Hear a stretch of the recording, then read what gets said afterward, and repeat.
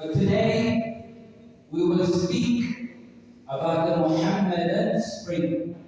For people do not realize that this month of Rabi', it takes its name after the season of spring, when life comes back to earth. This month of Rabi', it marks a time when one of the most amazing stories of transformation occurred. When people were changed and transformed from misguidance to guidance, from darkness to light, from blindness to a great vision, from ignorance to knowledge, from the constraints of this world to the vastness and the limitless of the life of the hereafter. When we speak about this month of Rabi', in which our beloved Messenger ﷺ was born, we're only acknowledging some of his rights, and we're only expressing the love that lives in the depth of their hearts. We're renewing our love and our commitment to this great messenger of Allah ﷺ by flipping the pages of Sirah and studying who was he, what was his life like, and what were the sacrifices that he made for me and for you. My brothers and sisters, when people give a khutbah about the Battle of Badr in the month of Ramadan, nobody pronounces them innovators. When they speak about the conquest of Mecca in Ramadan, nobody pronounces them as innovators. When they speak about Isra and Mi'raj in the month of Rajab, no one pronounces them as innovators. So why is it a problem for some that people should talk about Rasulullah sallallahu alayhi wa sallam in this month of Rajab? Why would people find it difficult to accept that he was born in this month? When will the narrative change so that we can talk about the most amazing transformation that occurred in the history of humanity? In this month, we remember glimpses from the seerah of the Prophet ﷺ, and how great and how noble they are. Here is an example. Our Prophet ﷺ, he went to visit the dead amongst the Sahaba, those ones who were martyred in Uhud. He went to visit them and greeted them, and he made dua for them. Then he said something that left the Sahabas wondering, what is the Messenger ﷺ talking about? He said, وَدِدْتُ لَوْ أَنَّنِي رَأَيْتُ إِخْوَانِي. He says, I wish if I could only see my brothers. So the Sahaba said to him, أَوَلَسْنَا إِخْوَانَكَ?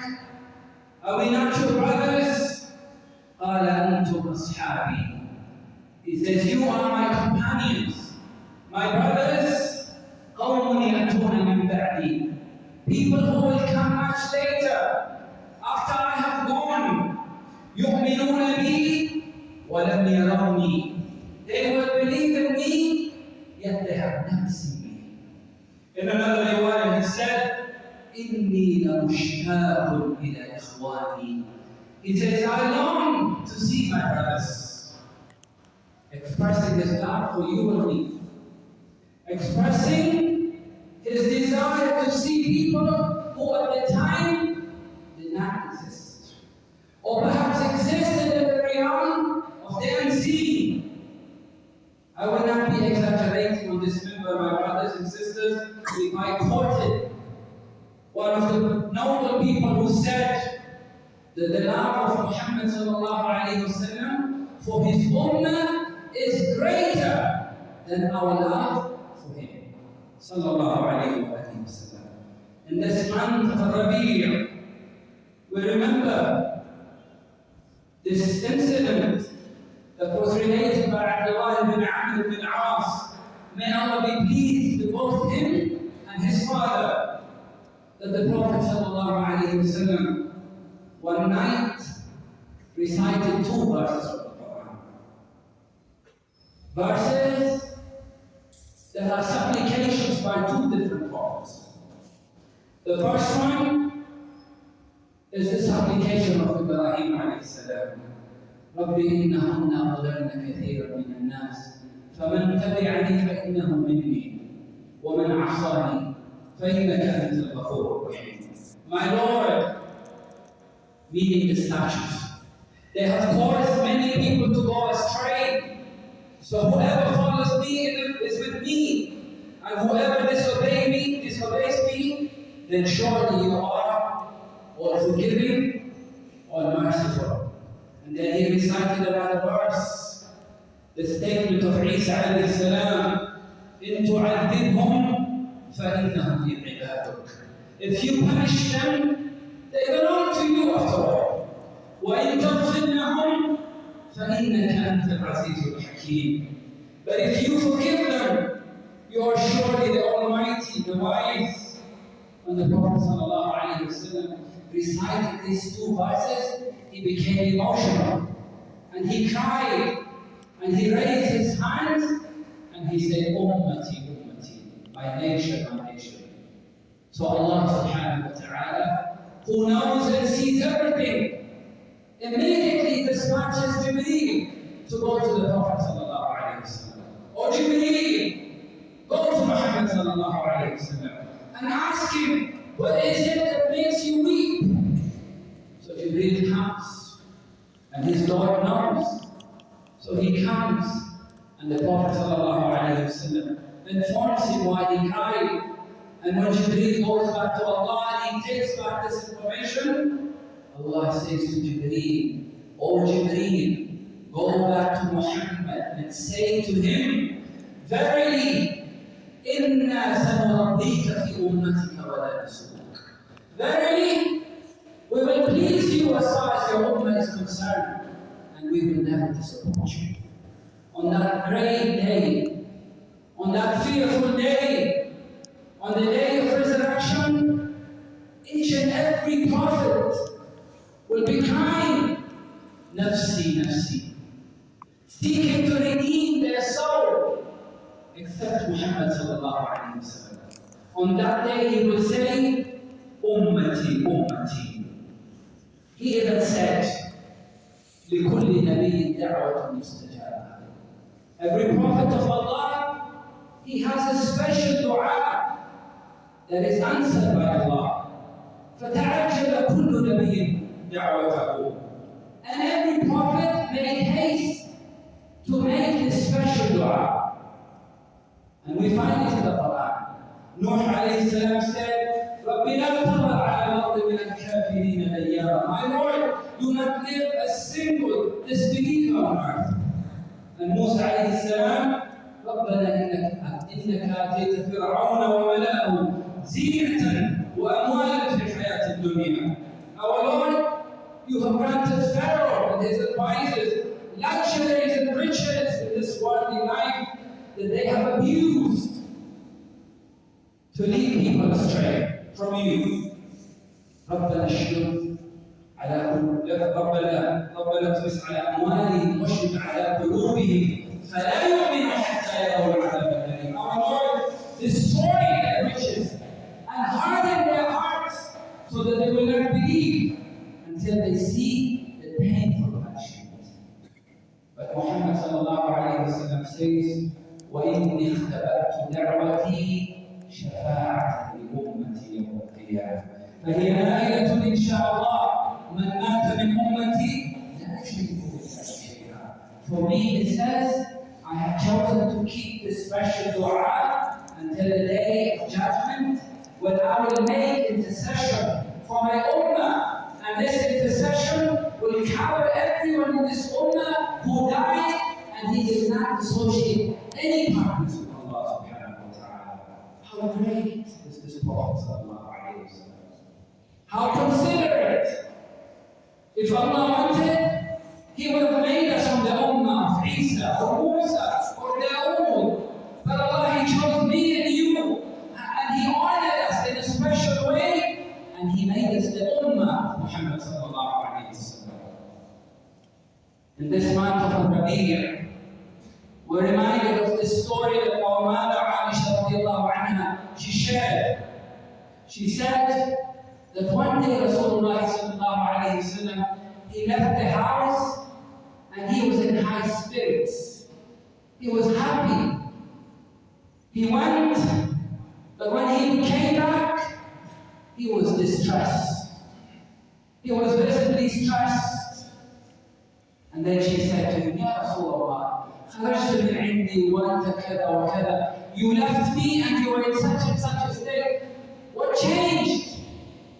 He said, إني دخلت الكعبة ووددت أني لم أكن فعلت.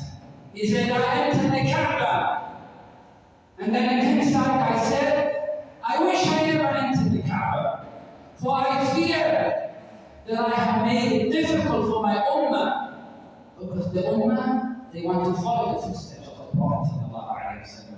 Everything he does, they do after him. So he felt that this action would make it difficult for his ummah. Look at this Prophet ﷺ. Every obligation that Islam has placed upon us, he feared that he would make it hard for his ummah. Even the siwak that we use to clean our mouths, he said, I fear that I will make it difficult for my ummah. He wanted to delay Isha to the third of the night, to midnight. Then he said, Inni akhsha ashqa ala ummati. I fear that I would make it difficult for my ummah. In this month of Rabi'ah, we're reminded that our Prophet ﷺ, he did not discriminate his nation. He did not discriminate because he recognized the status of Abu Bakr and the status of the junior and the young ones amongst the Sahaba. One day the Prophet ﷺ realized that one member of his ummah was missing. And who is this woman? Who is this member of the ummah?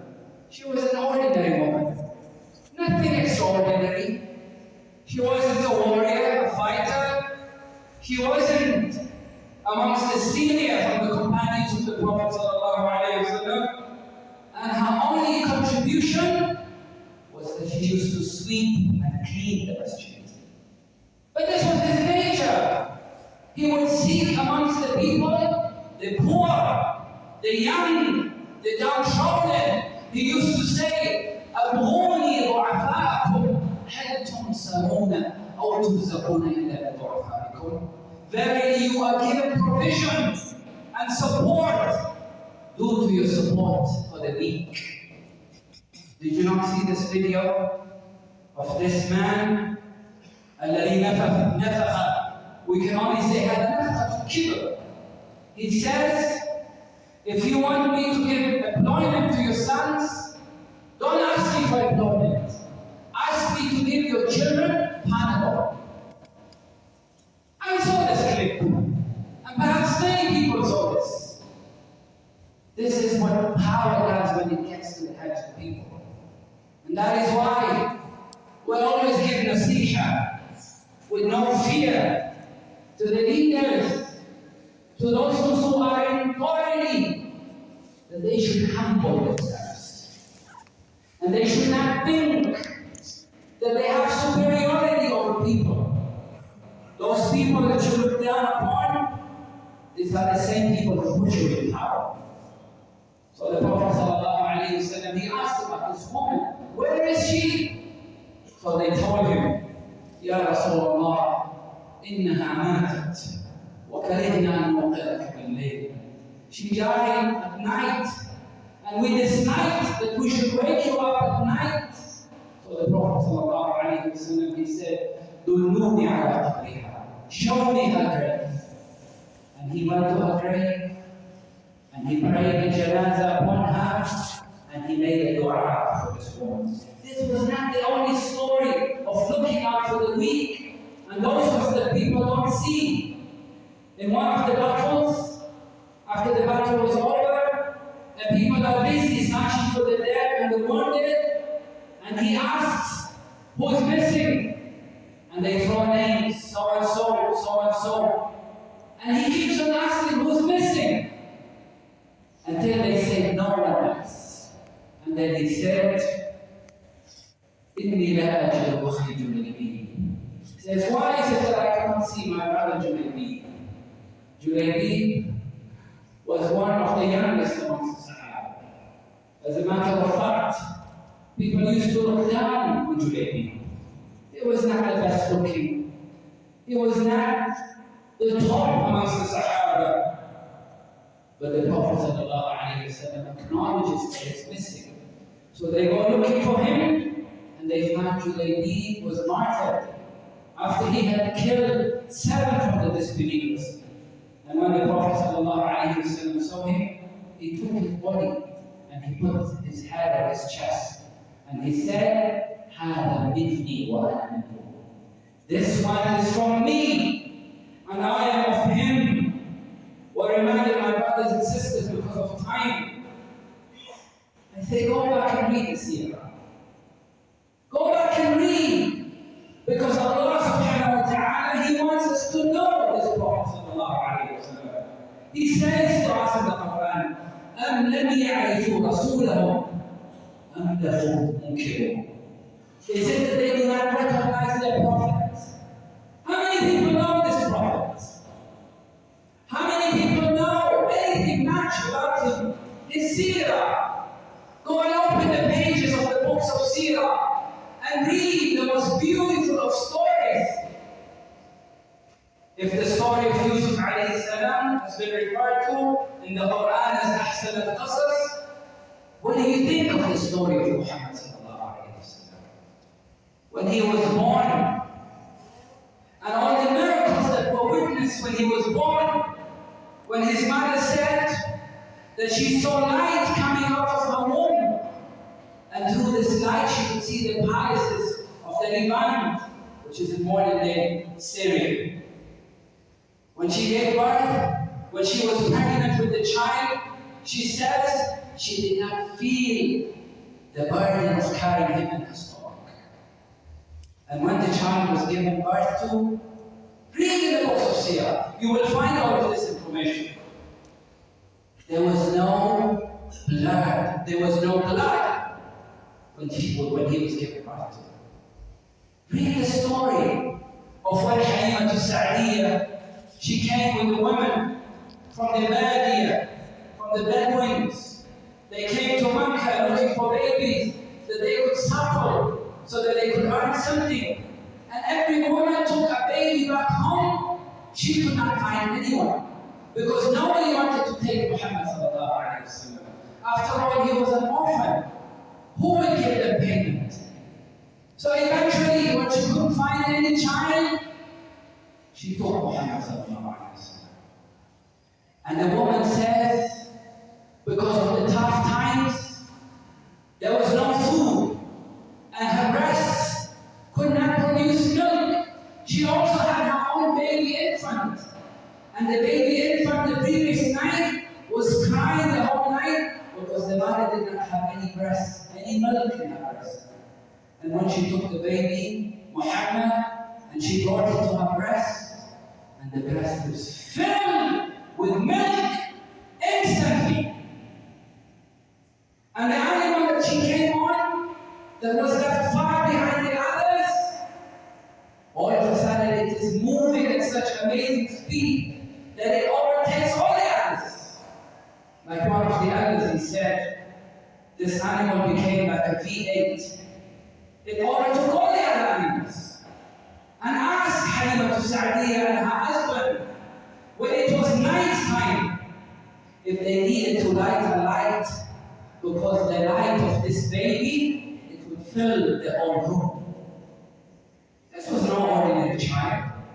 Everything about him was a miracle.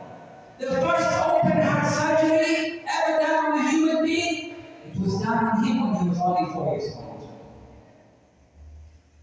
This child would come to the Kaaba and would sit on a special place that is only reserved for his grandfather Abdul Muttalib. No one would be allowed to sit there. But this child would come and sit there. And when they tried to remove him, his grandfather would say, "Don't remove him. For my son will one day become something very big." And he became the greatest of Allah's creation. Why is it that we find it heavy on our hearts that people should talk about the seerah in this month of Rabi'? Why is the narration only condemning a section of this ummah who do certain things? I say this on this minbar. To those who celebrate the Mawlid and those who don't celebrate, they all have more in common than what divides them.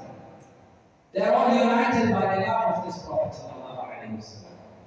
And I say to those ones who say we love the Prophet ﷺ and they do not follow him, هذا بمثابة صلاة بلا وضوء. This is like praying salah with no wudu. Is this salah valid? It is not valid. If you do not follow the Prophet ﷺ, then your love for him is not genuine. I'm amazed that when people would fill the masjid and do a certain celebration the whole night, and when you come back the next morning for Salatul Fajr, لا ترى منهم أحد. You do not see a single one of them in the masjid. أين ذهبوا? Where did they go to? Where is the love of the Prophet ﷺ if you cannot strive to come to the masjid and pray Salatul Fajr? What kind of love is this? So we say, in this month, we will remember him. And Allah has told us, وَذَكِّرْهُمْ بِأَيَّامِ اللَّهِ, and remind them of Allah's days of favor. And one of the greatest days of Allah that He gave favor to this ummah is the day when the Prophet ﷺ was born, without doubt. مِنْ أَيَّامِ اللَّهِ. Of course, it could even be the greatest of the days of Allah subhanahu wa ta'ala, the day when this Prophet was born. As a mercy to humanity and as a mercy to this ummah. So we will talk about the Prophet ﷺ. And we will encourage people to read and study the seerah on condition that it does not end in Rabi'. It continues beyond Rabi'. يذكرني طلوع الشمس محمدا وأذكره مع كل غروب الشمس. Every day the sun rises, it reminds us of Rasulullah sallallahu alaihi wasallam.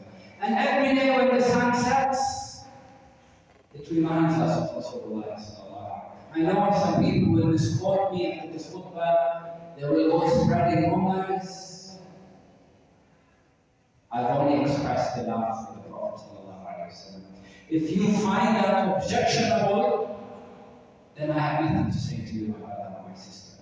عباد الله إن الله أمركم بأمر بدأ فيه بنفسه وثنى به ملائكته المسبحة بقدسه فقال عز من قائل علي مخبرا وآمرا إن الله وملائكته يصلون على النبي يا أيها الذين آمنوا صلوا عليه وسلموا تسليما اللهم صل وسلم وزد وأنعم وبارك على عبدك وخليلك محمد وعلى آله وصحابته أجمعين. اللهم أعز الإسلام والمسلمين اللهم أعز الإسلام والمسلمين ودمر أعداءك أعداء الدين. اللهم صل وسلم وبارك على عبدك ورسولك محمد. اللهم ارزقنا شفاعته يوم القيامة. اللهم ارزقنا شفاعته يوم القيامة. اللهم اسقنا من حوله شربة لا نظمأ بعدها. اللهم احشرنا في زمرته صلى الله عليه وسلم. قوموا إلى صلاتكم.